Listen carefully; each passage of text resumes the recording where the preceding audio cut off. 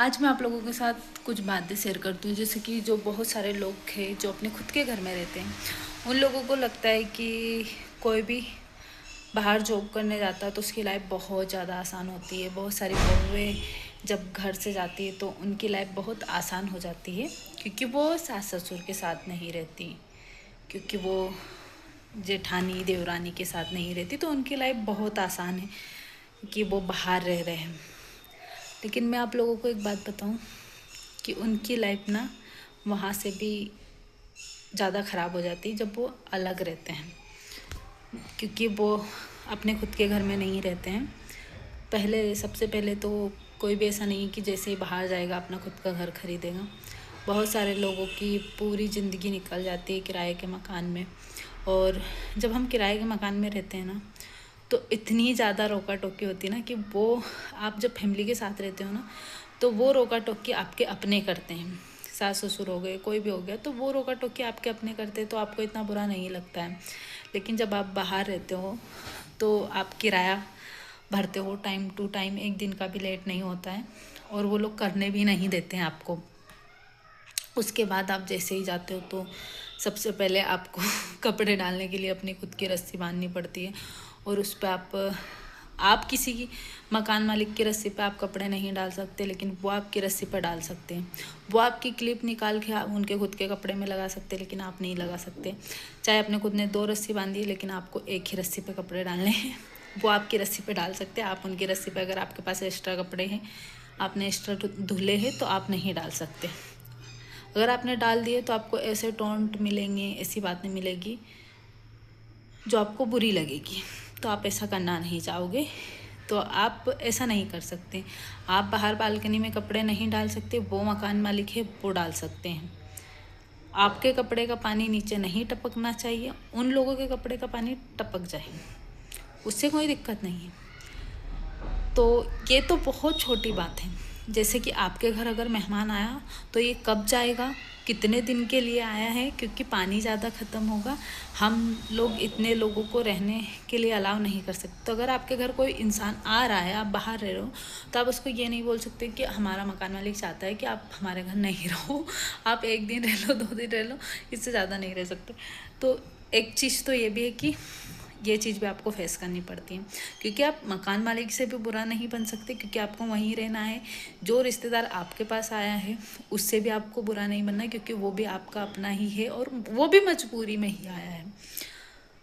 और ऐसी बहुत सारी चीज़ें हैं, जैसे कि अगर आपकी तबीयत ख़राब है तो आपको फिर भी झाड़ू पोछा घर में करना ही पड़ेगा।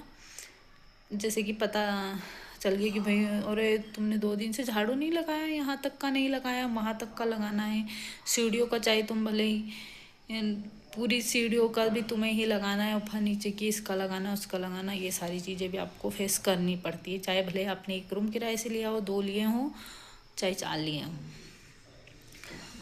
तो इतनी सारी चीज़ें फेस करनी पड़ती है ना। और बहुत सारे लोगों को लगता है कि जो बाहर रहते हैं उनकी लाइफ बहुत आसान है, उनको कुछ सहन नहीं करना पड़ता, उनको किसी की नहीं सुननी पड़ती। वो तो इसीलिए बाहर गए क्योंकि उनको सबके साथ नहीं रहना था, उनको तो बहुत आज़ादी मिल गई। नहीं, अगर आपके पास बच्चे हैं तो आपके बच्चे बहुत ज़्यादा आवाज़ नहीं कर सकते, आपके बच्चे बहुत ज़्यादा बाहर नहीं निकल सकते, क्योंकि आप किराए के घर में रहते हो, तो आपके बच्चों को इतना अलाव नहीं रहता कि आप बाहर निकलो। इन चीज़ों पे भी आपको टोका जाता है कि अरे आपका बच्चा कितना मस्ती करता है, आपका बच्चा कितनी ऊधम करता है, तो हमें नीचे तक आवाज़ आती है, ये आता है। फिर उसके बाद जब खुद के घर पानी ख़त्म हो जाएगा तो फटाक से मोटर चालू हो जाएगी, और जब मकान मालिक फटाक से मोटर चालू करके उनके घर पानी ख़त्म हो गया है, उनको ज़रूरत है तो वो कर लेंगे। और जब आपको ज़रूरत रहेगी, जब आपके घर में पानी नहीं है, तो आपको ऐसा नहीं अलाउ है कि हाँ अभी फटाक से पानी ख़त्म हुआ और आपको नहाने जाना है, आपको कोई बाहर जाना है, तो टंकी में पानी ख़त्म हो गया तो आप फटाक से मोटर चालू कर लो। ये सारी चीज़ें आपको अलाउ नहीं होती, ये सारी चीज़ें मकान मालिक को अलाउ होती है बस। तो मकान मालिक और किराएदार का सफ़र इतना आसान नहीं होता है। और आप आपकी खुद की फैमिली के साथ रहते हो ना, तो आप उनसे झगड़ सकते हो, उनको एक बात बोल सकते हो, बोल सकते हो, लेकिन जहाँ आप किराए से रहते हो ना, नहीं कर सकते। और साल भर के बाद भैया किराया बढ़ा देंगे हम, तो किराया साल भर के बाद डबल लगेगा। और आपको हैंड टू हैंड साल भर में आप कहाँ रूम ढूंढने जाओगे? अभी एक ही तो साल हुआ है, और फिर आप रूम तो ढूंढोगे नहीं, तो वहीं किराया डबल दोगे। तो इस तरीके की इतनी सारी चीज़ें होती हैं कि बस पूछो मत। और लोगों को लगता है कि बाहर रहते हैं तो इनकी लाइफ बहुत आसान है। ऐसा मैं इसलिए नहीं बता रही हूँ कि ये चीज़ें मेरे साथ होती है या मेरे साथ हुई है, नहीं, ये हर किराएदार को फेस करनी पड़ती है, हर जगह, हर सिटी में। ऐसा नहीं है कि यहीं पे ये प्रॉब्लम है कि किराएदार को ये सब कुछ सुनना पड़ता है, करना पड़ता है। नहीं, सबको करना पड़ता है, हर जगह हर किराएदार को ये चीज़ें सुननी पड़ती है। तो जिन लोगों को लगता है ना गांव में बैठे बैठे कि भैया इनकी लाइफ बहुत आसान है, नहीं, बहुत मुश्किल होती है भैया किराएदार बन के रहना। जब आप बचपन से खुद के घर में रहे हो, खुद के हिसाब से करा है आपने काम, और यहाँ जब आप किराए से रहते हो तो आपको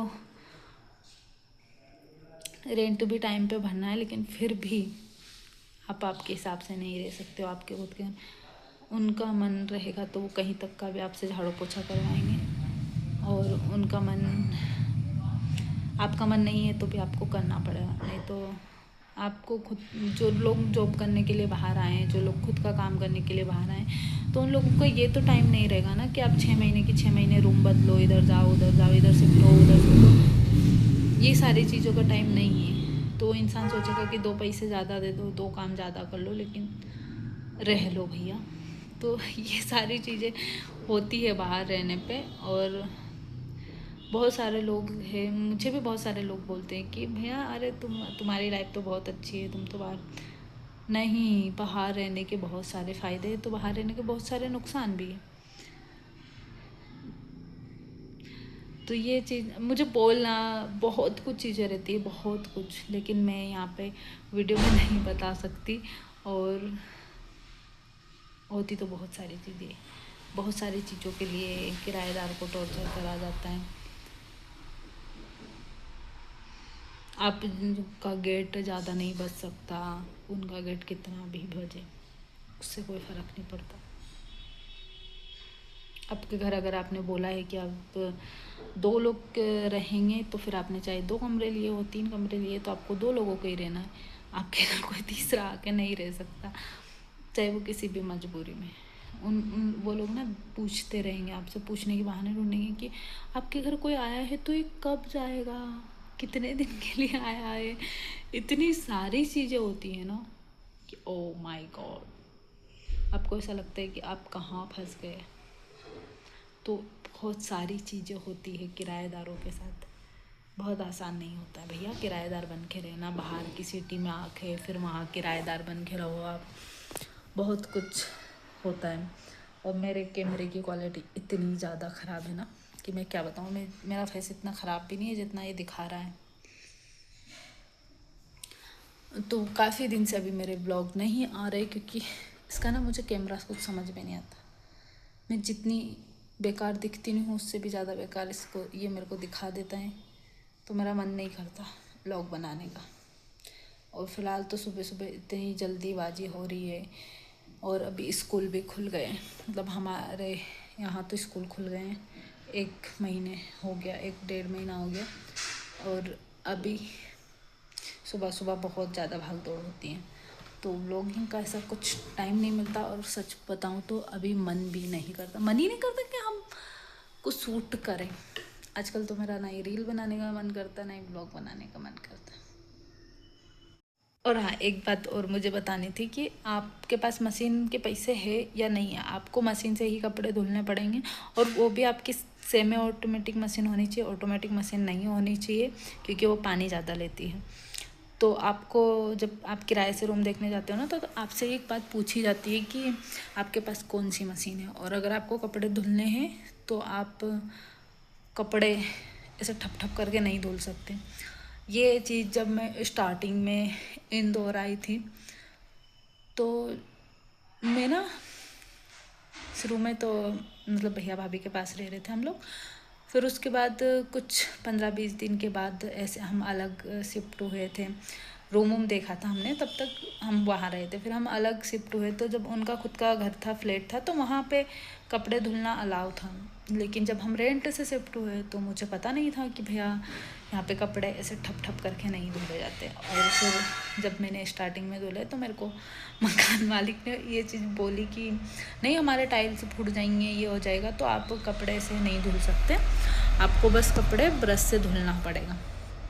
तब तक शायद हमारा सामान घर से आया नहीं था सारा, कुछ ही सामान था जो हमारे पास था जब ये रेंट से रहते थे। जब इनका खुद का, तो जो इनके पास सामान था वही सामान था हमारे पास। हम जब तक घर से मशीन वगैरह नहीं लेकर आए थे मेरी, तो तब मुझे ये बात पता चली थी। और ऐसा टाइम लगा था कि उन्होंने बोला था, और कुछ देर बाद घर से फ़ोन आया था मेरे मम्मी पापा का, और मैं उनसे बात कर रही थी, तो मैंने उनको बताया कि ऐसा ऐसा हुआ है। और अभी भी मेरे आँख में आंसू आ रहे हैं। और क्या होता है ना कि आपको पहले कभी ने किसी ने ऐसे कुछ बोला नहीं होता, और फिर आपको कोई ऐसा बोलता है ना, तो आपको बुरा लगता है। तब मैंने मेरे पापा को ये बात बताई, तो उनको भी बहुत बुरा लगा था कि इतनी सी बात के लिए कोई कैसे बोल सकता है, और ऐसे टाइल्स कैसे फूट सकते हैं भाई, ऐसे टाइल्स क्यों ही लगवाए तुमने जो फूट सकते हैं। तब हम लोग विजयनगर में रहते थे, तो मेरे पापा को भी ये चीज़ बहुत बुरी लगी थी, कैसे कैसे बोल दिया कपड़े धुलने के लिए। मुझे भी ये चीज़ बहुत बुरी लगी थी। तब से ऐसा है कि उसके बाद से कुछ 2-4-8 दिन के बाद से हम घर से सामान ले आए थे, मशीन वगैरह, तो तब से ऐसा लगा नहीं हाथ से धुलने का। लेकिन तब मैंने धुले थे और मेरे को इतना आइडिया नहीं था, और किसी ने कुछ बोल दिया तो ऐसे बहुत बुरा लगा। मुझे क्या होता था, मुझे रोना बहुत जल्दी आता है, कोई भी कुछ बोल देता मुझे रोना आ जाता है। उस टाइम भी ऐसा हो कि घर से फ़ोन आया था, और मैं उनको बताते बताते जैसा अभी रोने लगा ऐसे रोने लगी। तो उन्होंने पूछा कि ऐसा क्या हुआ, तो तब की बात है। तो बहुत सारी चीज़ें, वो लोग कुछ भी करें, लेकिन आप किराया भर रहे हो तो आप नहीं कर सकते। ये चीज़ें होती है भैया, आसान नहीं होती बाहर की लाइफ, किराए के घर में रहने वालों की लाइफ। अभी तो मेरे साथ ऐसा कुछ नहीं है, लेकिन मैं आप लोगों से बता रही हूँ, शेयर कर रही हूँ कुछ चीज़ें।